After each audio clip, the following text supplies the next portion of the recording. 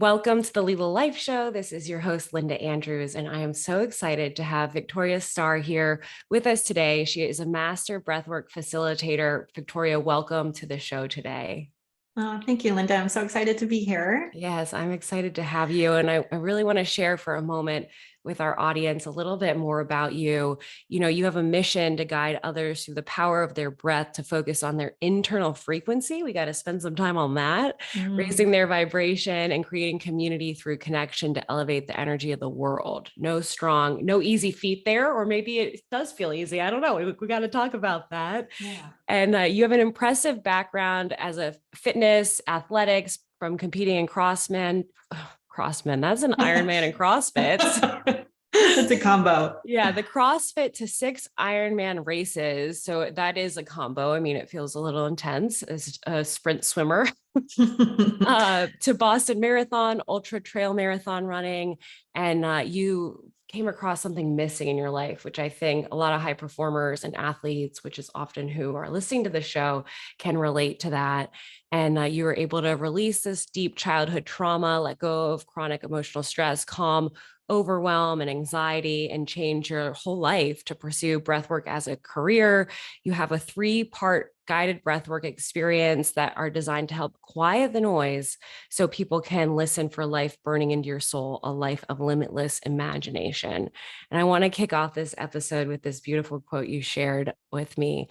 Everything you need to keep going is living inside you. Sometimes you need help sifting through the noise. When we are most in tune with our souls, that overflow becomes its own gift, its own service to the world, raising the energy and vibration all around us to create a positive ripple effect. Again, Victoria, welcome. Thank you, Linda. Got that the spirit chills moving. Yeah, full body chills for sure. Yeah. So let's start with this vibration and understanding the internal frequency. I want to go into your origin story, but I'd love to just jump off from here by some definitions of what internal frequency means to you and what vibration means to you. And we can segue from that into your background. All right. And it might intertwine. So Perfect. Yeah, we'll just let the wisdom come through. But the internal frequency, Linda, is just merely, I'm going to take you back to an origin story. Perfect. To where when I was training for one of my, I don't know, I think it was Ironman, but I was running along this trail in North Idaho where I lived at the time. And it was like basic blacktop along a super highway trail that was like nothing nature. It was like unimagined, just like very planned. And I'm running along and all of a sudden I get this overwhelming sensation within my body of this bush in front of me. And it was like fall, and it was bright yellow bush, and literally stopped me in my tracks. And I felt so much internal feelings within me. Like I have full body chills right now, remembering that experience. So witnessing how that and nature provides that to us, but also like that's available within me. And I was so trapped within like being a high performance athlete like yourself that I didn't know how to tap into that feeling. So it was almost like I got knocked on the head or like sideswiped. And it was like, okay, pay attention, because there's more to like being in this masculine container of structure and performance, and knowing that your self-worth isn't on the outside, but it's more in here. It's more that frequency. It's more that energy. It's more of, just feeling I attune to my soul, and my soul within me is this bright yellow orb light. And so feeling that vibration and feeling that frequency of that yellow bush, like just lighting up inside of me. So that's what resonates with me when you ask me, what's vibration and frequency within me? And that's what it is. It's that pull, it's that draw, it's that full body goosebumps that you get in situations. So it's really recognizing what's happening within us. Wow, powerful. Had you ever had an experience like that up to that moment? No. I mean, I mean, there's definitely been times since then, but not up to that moment. No, Wow. definitely not. Yeah. So you're a high performing athlete navigating your career. You have this moment with the burning. It sounds like the burning bush. I was raised in a pretty conservative background of like, whoa, Yeah. But where for you was the this isn't working? And if you could lead up to that a little bit about your athletic background, but was it before that moment, after that moment that you're like, oh, something's not working? And how does your background lead up to that? Thank you for this question. I haven't been asked this before, Linda. So like, that's just a segue into my mind going, okay, so here I'm going to come to 2009, my last Ironman race. And it was in Penticton, Canada. And I remember being on the bike going, this isn't fun anymore. This doesn't light my soul on fire. Why am I out here? All these questions were resonating within me. And I'm like, I still have this 26-mile run to do. Like, thankfully, it's in a beautiful area. So like I can keep going. But it was at that time, I was like, I'm done doing this. This does not, like, why, what's my worth within this? What's my purpose within this? What am I giving to the community, to people outside of me? And nothing came up for me. So it was just that time in 2009 where it's like, okay, there's something more. So I stepped into CrossFit and then Olympic weightlifting.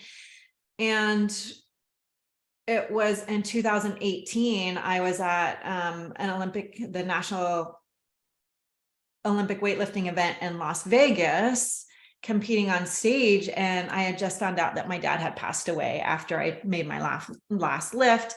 I podiumed, I did all the cool things. Like, I was there with some really big name athletes in the Olympic weightlifting world. And like, it hit me. I'm like, I don't want to get to the end of my life having any fucking regrets. And it was on that time, it's like, I looked at my dad's life from my perspective, like, okay, there was a lot of things I saw that he didn't accomplish, that I knew as a child that he wanted to do. So I never wanted to get to the end of my life doing that. And by competing so intensely, spending hours in the gym, like that, it's not lighting my soul on fire anymore. Like that yellow bush did. Like, that was the initiation of like, ooh, what's lighting my soul on fire? So it was a transition from Olympic weightlifting into the ultramarathon. And I like to tell the story. I feel like ultramarathoners are out there training hours and hours and hours, like longer than any Ironman event. And like, they're hiding something, they're running from something, they're trying to get to the depths of what's inside of them, like breaking down, in a sense, like breath work does, is like get to the inner part of your soul. And so when I was doing the ultramarathon, like there were times where I was sobbing on the trail. People were passing me like, are you all right? And I'm like, yeah, I'm just moving through shit, moving through emotions of my dad passing, and knowing that, oh, there's so much more to life. Like, there's this burning desire in here. I don't know what it is, but there's something. And then moving from that time, I lived in Costa Rica for a year with an ex, and I witnessed my soul at that time. Literally, I would close my eyes and see my soul attached to these iron bars in this like basement concrete room, shaking the iron bars, going, get me the fuck out of here. Like, there is something. So I left what from the outside perspective was a beautiful life. I left an emotionally abusive relationship, packed my one suitcase, my chocolate lab, and came back to the States. And like, I need to live for me. Like, my soul is stuck in there and I don't like it. And again, coming back to, I don't want to get to the end of life having any regrets. So that's kind of how this whole breath work has manifested, is because I, at that time, was tapping into my breath, into my inner soul, going, ooh, I feel, it's like tickling of the feet, it's like, ooh, I feel these little fingerings happening. What is this? I want to explore it more. I want to get to the depths of that. So that's kind of how my origin and my journey has evolved into breath work. Powerful. With your career as an athlete, you know, I find this, and there was a statistic that I can't quote perfectly, so we have to find this. Okay. We'll do some due diligence, but it was something about in the study of neuroscience that they're finding with trauma survivors that there's actually like a great predisposition to being stellar athletes. And as you were talking about the ultramarathoners running and running and running, and like that running from something, you know, I am a trauma, I say thriver, but survivor. And I can see this pattern, you know, with most, if not all the athletes that I know, where there's just something underneath there that made them amazing athletes. And it's from an observation, not a judgment. And this is zero to get into the nitty gritty of your own journey. But I'm curious, for you looking back, can you see that connection? And like, was there little whispers as you were navigating your athletics career of the, hey, something's off? Or was it more of this big moment? It was more of a big moment, Linda. Like I didn't start running until I was 27 years old. Wow. And then evolved from there into triathlons and then Ironmans. And then when I was doing Ironmans, I wanted to prove my worth. I wanted to be enough. I wanted to have other people acknowledge me and see me and witness me. And like that has, I've recognized that that's the trauma that I can give those things myself now. But in my world of being an athlete, like I was seeking that outside of me. Yeah, it's powerful. I feel like there's a lot of people that can relate, and whether it's they're in it right now and it's like really scratching their head, like, oh, whoa, I still do that. And I find myself even in like a recovered of doing that. It was like college swimming into career, into, okay, like, am I still looking for that validation, or can I give that to myself? And to me, that is that daily practice. And, this is a perfect segue into the breath work, but how did you start coming into that? And how do you use breath work as a daily practice if you do? So I originally came into breathwork about 3 years ago when I was living in San Diego.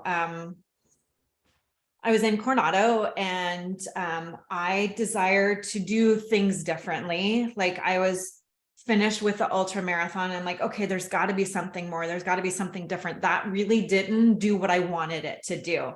So I was seeking, different forms of yoga and different forms of whatever was out there. I had no idea. And San Diego is like the hub of that, right?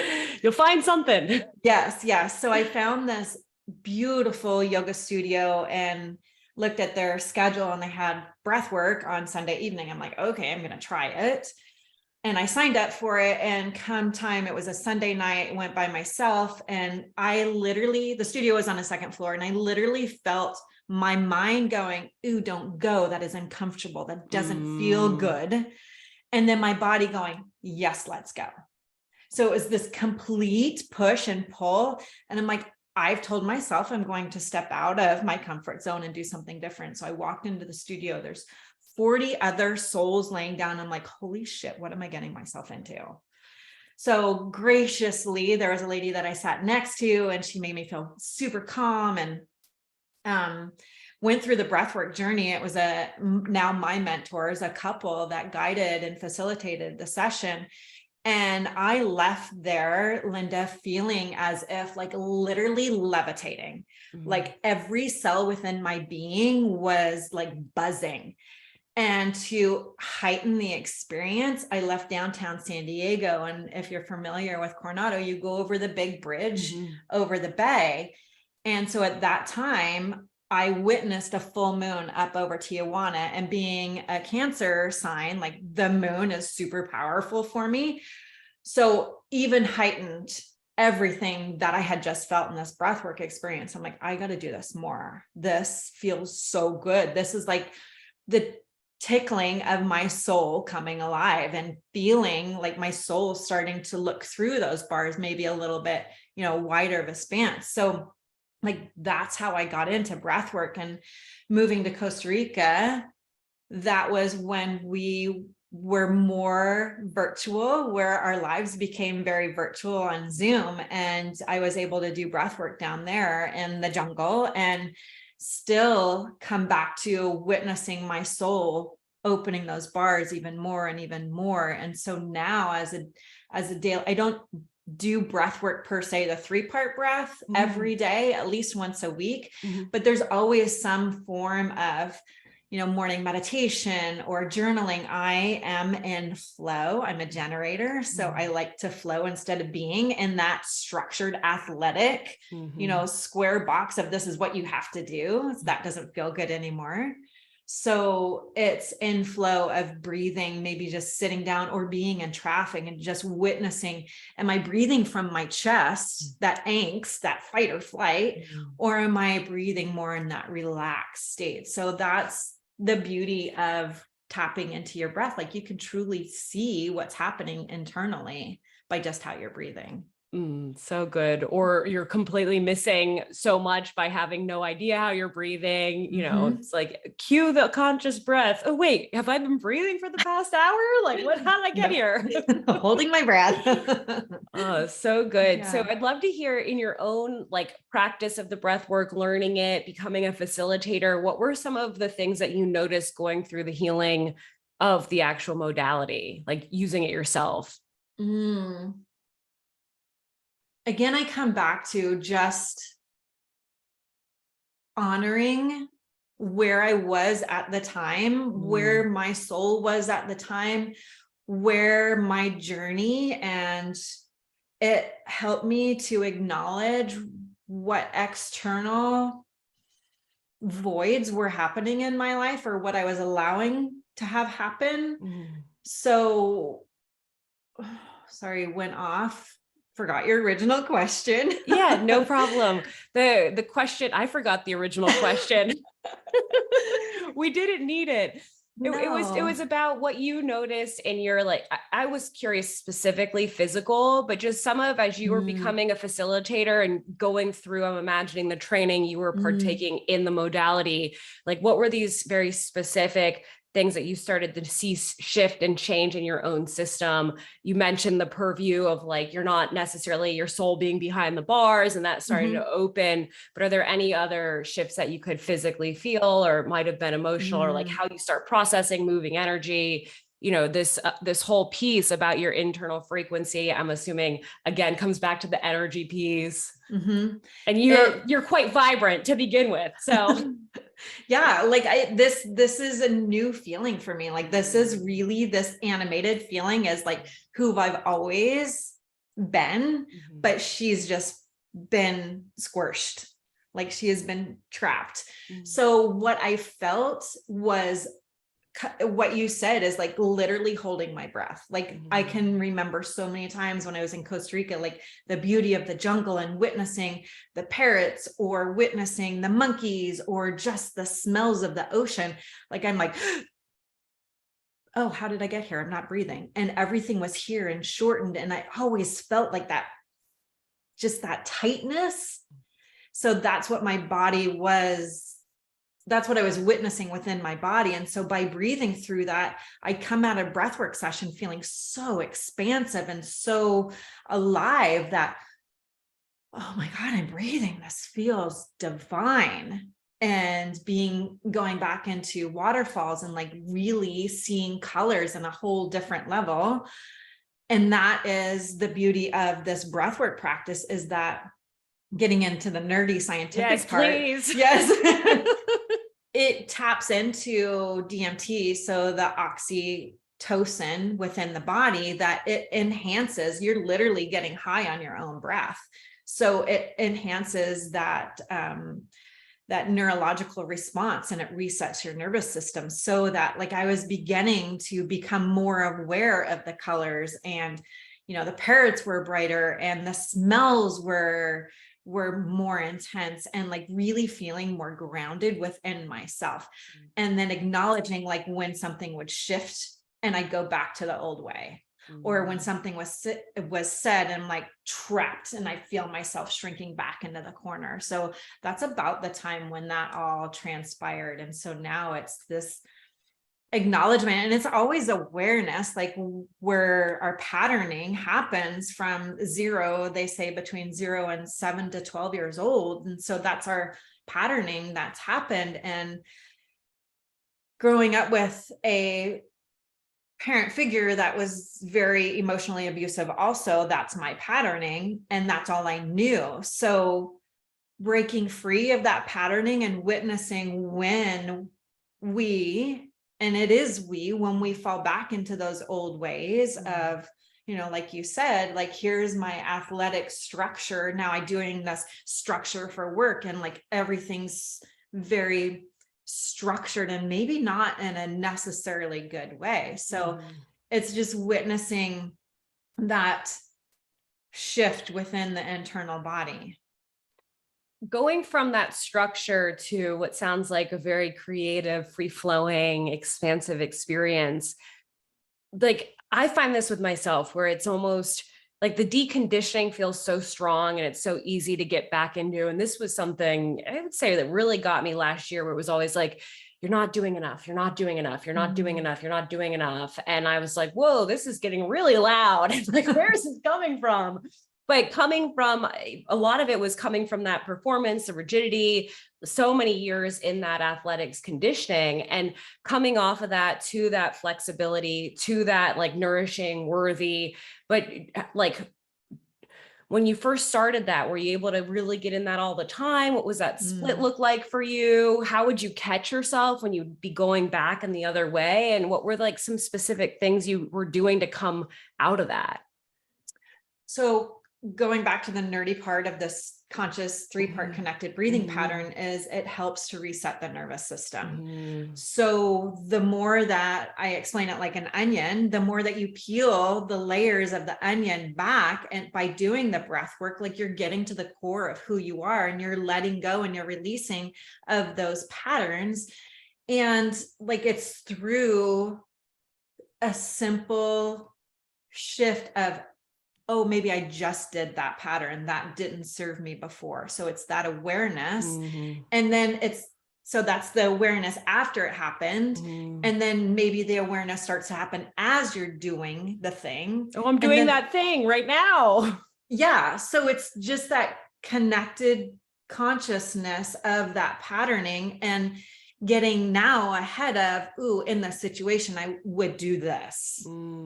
And so it's just reprogramming. And I mean, we're human. Like, our soul came here, in my belief, our soul came here for a purpose, and like, we're evolving. So we get to shift and change our patterning, and that's our choice.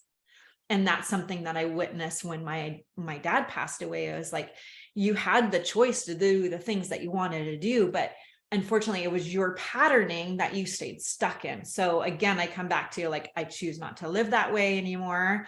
And how can I shift that patterning? And am I feeling that angst here in my chest? Like, just becoming a witness and observing.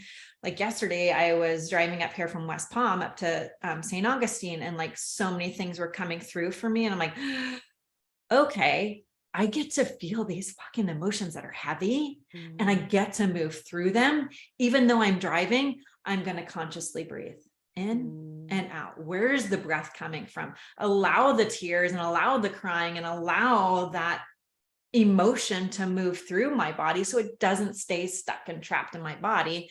That happened of the patterning from 0 to 12 that kept me safe. So it's no longer serving me anymore. So now how do I get to move through that? And it's really, I feel, of feeling those emotions and moving through them. And I like to say, like, if we don't feel the emotion, like, we're just literally sweeping it under the rug. Like, we swallow it, we walk away, and we move on. We're sweeping it under the rug. It stays stuck in our body. So through the power of the breath and through the power of feeling that emotion, we can, over time, move through it quicker. Maybe we just need to take a day and acknowledge how we're feeling and be okay with that, and move through it. Have you worked with the breath work with any current athletes, or have people doing it to help their athletic career? To help their athletic career, no, but more recovering athletes. Yes, more recovering athletes, like, just in that performance. I am not enough. I am not worthy. I need to perform, I need to excel, to be seen, to be heard, to be acknowledged, to be somebody. So definitely working with people in that realm. And also, like, I am launching a course it's called Learn to Love Running, and it incorporates breath work. So it's a different breathing modality from the oxygen advantage, where we solely as a runner breathe through our nose rather than our mouth. And that helps with the oxygen and the CO2 regulation in the body. But yet it also the course brings into letting go of that structure, letting go of, I need to run this many minutes, this many miles, this many times a week. And it shifts our perspective of, how am I feeling? How am I breathing? What is going on in my outside world that I don't have to do this? And changing the perspective, I get to do this. Maybe I'm not going to run for 5 miles. Maybe I'll run for a mile. What feels good? So like flowing more within that running paradigm, in that running structure. I love that. Like finding the love for it, but in a way that can be good for the body, and tuning into, what you need, which is sometimes uncommon in the fitness world. And celebrating, Linda, like celebrating that you get to do this, that your body is healthy, that you can do this, that you can see the nature or the yellow bush, you can become more aware of what's surrounding you. Because what do they say? Like the percentage of the people, like it's 0.1 that get to go to the Olympics. Like, what are we striving for? Who are we proving our worth to? So that's the shift of the program of the course that I'm launching. Awesome. I feel like a lot of people right now, this is out in the early January, where sometimes it's the New Year's resolution, quote unquote, or, you may have some milestones or goals for the new year. You see people connect with their intuition through this breath work. Why is this so important, being connected to the intuition? Because again, it comes back to our soul. It's came here in this physical human body. This, I see them as two separate entities now. Our soul's here for a purpose. So we get to run, we get to go out in nature, we get to give somebody a smile while we're running or while we're doing whatever. That's the beauty of sharing our gifts. And by breathing through these shifts and changes within, that we create that ripple effect outside of us, that a simple smile can change somebody else's day, and then somebody else's, and it just trickles across. So that's my mission. That's the purpose I am feeling that I'm here for as of this time. Amazing. And I know today you're going to gift us with a little experience. I think it'd be a nice time to share some of your work. I know your courses and your sessions are much different than what we're about to do, but I think this is a nice little gift. You may find yourself in a day full of stress, or a week full of whatever, or God knows what's going on in the news or the media. And this is about a 5-minute, maybe a little longer experience that Victoria is going to lead us through. So I just add, if you're driving, to come back to this moment in the podcast.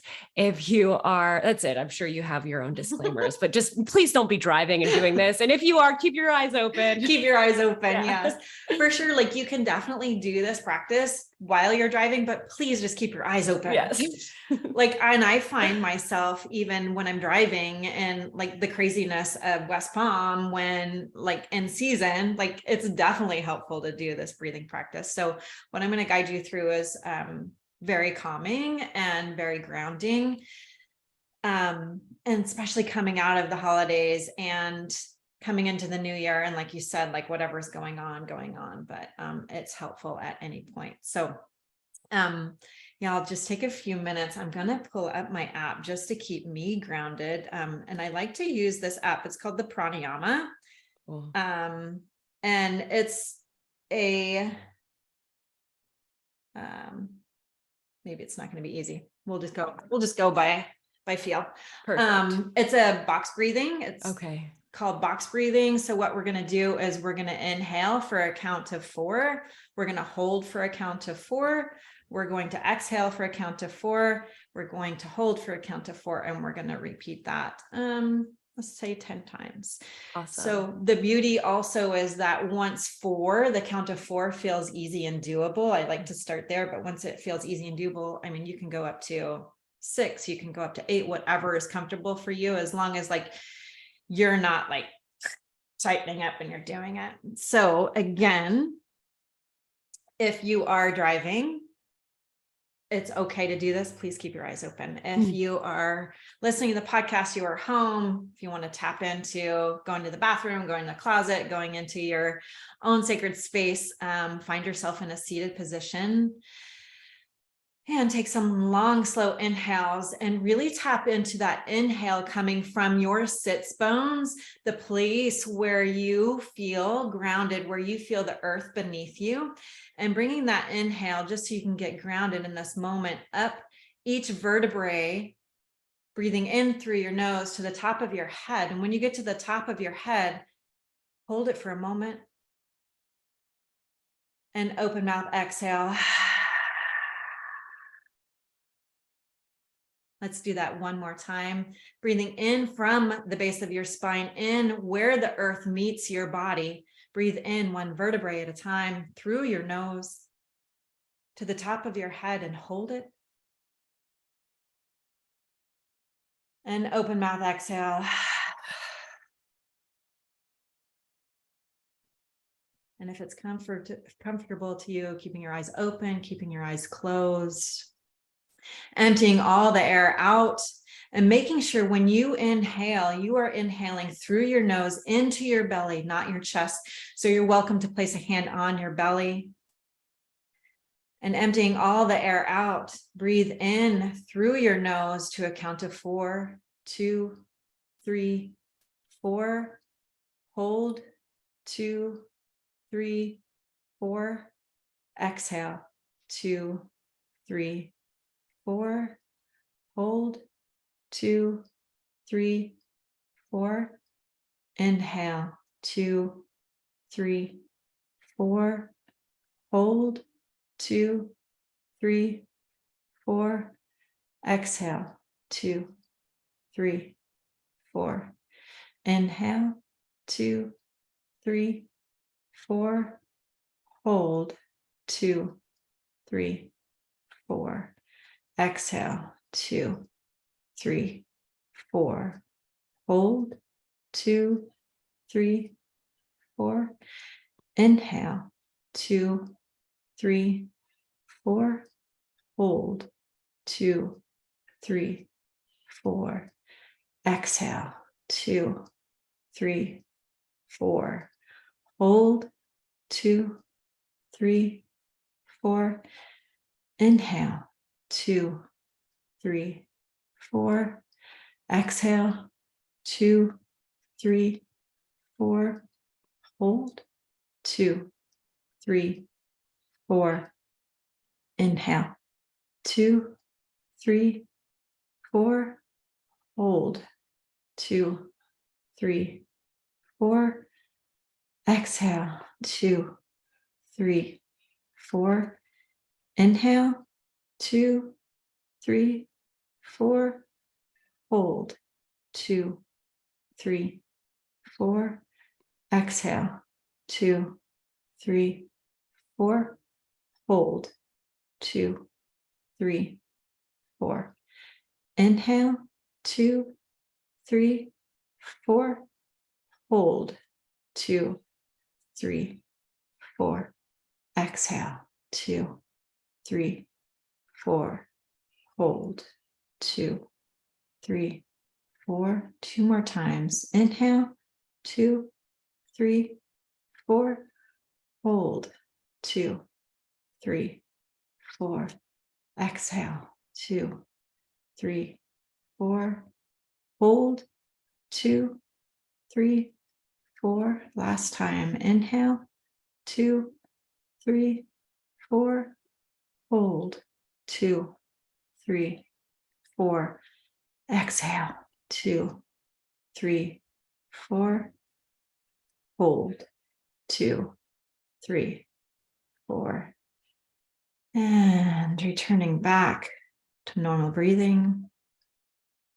Notice what you notice within your system. Do you feel more calm, more relaxed? Do you feel a sense of peace, of surrender, and of settling? Taking one more long, slow inhale to seal this practice from your sits bones. Allow that inhale to travel up to the top of your head. And as it travels up, notice any difference from when you started. And open mouth exhale. And I like to seal the practice off with bringing a gentle smile to your face if that feels good. When you are ready, flutter open your eyes. Welcome back. Awesome. Yes, you are so welcome. When would be a good time for listeners to do this little practice aside from just now? Honestly, Linda, anytime like you're feeling overwhelmed after driving home or a heavy day, you've had a lot of to-dos, or even first thing in the morning, like it just allows you to become super grounded and just calm and more peaceful. And so that you can witness what your breath is doing, like you can feel the change and the shifts when it happens throughout the day. So yeah, I mean, I've done it in the shower too. So there's no right or wrong. It's what feels good to you. Awesome. I noticed this pattern starting to emerge where if I sometimes feel bored and then I'll go to social media or looking whatever up that I really don't need to be looking up, it's like, what else can I do? And then that's the conscious breath, or the journaling. There's lots of things, but it's like having it as one of the tools in your toolkit. Yes. And knowing that too, going to social media, it's great in the limited portions, because what are you avoiding when you start scrolling, when you turn on the news, when you avoid? So, what are you distracting yourself from? So I just want to throw in here too, the difference between the breathing pattern that I guide people through. As a matter of fact, I have a virtual session this evening. Yay. We're recording on December 13th. No, 14th, December 14th. So I have a session this evening and one on Sunday, but I do the 3-part conscious connected breathing pattern virtually in a group session and private sessions and in person. Awesome. So that breathing pattern is set along a musical journey with intentions and affirmations, some somatic healing. The music is very different from session to session, and it's done with a wide open mouth into the belly, into the chest and out. So that's the 3-part conscious connected breathing pattern. And that's what helps to reset the nervous system. That's what helps to bring an elevated state of being. That's what helps to really shed the layers of what has been happening within our life that is no longer serving us. So those two modalities are definitely different and serve you in a different opportunity to move, to heal, to transform. And like whether you're moving or whether you're experiencing a change in jobs, or you just want to, you feel your own soul trapped behind the bars, like you have been a mama your entire life and now it's like time for you. So it's definitely a gift to be able to hold space for people that they can transform their own lives in that breathing pattern. It's known as the reset breath. Awesome. And how long are those sessions typically? Typically about an hour, because if it's a private session, I find what you're looking for as the breather, like what are you looking to release? And then feeling into the space, feeling into the affirmations and having that musical journey. When it's a group session, I already set the intention based on, maybe it's based on the full moon or a new moon, or maybe it's based on, what we just transitioned through as a collective, the new year, or, whatever's happening within the collective as a whole. So that's how they're about an hour. If it's a private session, I just tend to take about 75 minutes. Awesome. Yeah. And it's not the full session you're breathing. I will set guidelines and expectations, and the actual breathing pattern is about 22 to 28 minutes. Okay, awesome. Yeah. I appreciate you sharing. I want people to know what they can expect when they come to you. So in terms of how they can find you, I know you have your website at, let me have Victoria Lee Starr, 2Rs.com, and social, if you could share your social handle and the best way for people to engage with you. Absolutely. Thank you, Linda. Instagram is Victoria Lee Starr. So it's Victoria, LeeStarr, at both on Instagram and Facebook. Yeah. So just send me a DM if you have any questions, if you're curious about the Learning to Love Running course that I'm launching. And I have so many juicy things coming up in the new year, like a 3-part breathwork bundle that I'm going to be sharing that people can do on their own, and virtual sessions also. Amazing. Thank you, Victoria. And before we wrap today, I just want to hold space for any closing thoughts or just what may be on your heart and mind as we end today's episode. I want to share a favorite quote you had asked me before we got onto the podcast, and it comes back to, I want to skid sideways into my grave going, holy shit, what a fucking ride. And life is so short. I just want to have that resonate with someone, whoever's listening, okay, where am I stuck? Where am I trapped? What do I get to change that I can skid sideways into the grave going, oh my gosh, I can't believe I just did all these amazing things. Beautiful. Yeah. This will be called I Get to Breathe. I love that. It's juicy. Yes. Awesome. Victoria, thank you so much. I appreciate your just zest for life and you showing up and guiding people. And, you're a testament to how powerful the work is and the people that you're getting to work with, seeing these shifts. And, I was thinking, when's a good time to engage in that breath work? And it's definitely those milestone life moments, or anytime. And yesterday. Exactly. Yes. Awesome, thank you so much, Linda. You got it. Well, everybody, thank you so much for being here on the Lila Life Show. We'll see you next week, and have a great day wherever you find yourself on the journey, and feel free to rewind and do some more of the breath work that we shared with you today. Thank you. Yeah.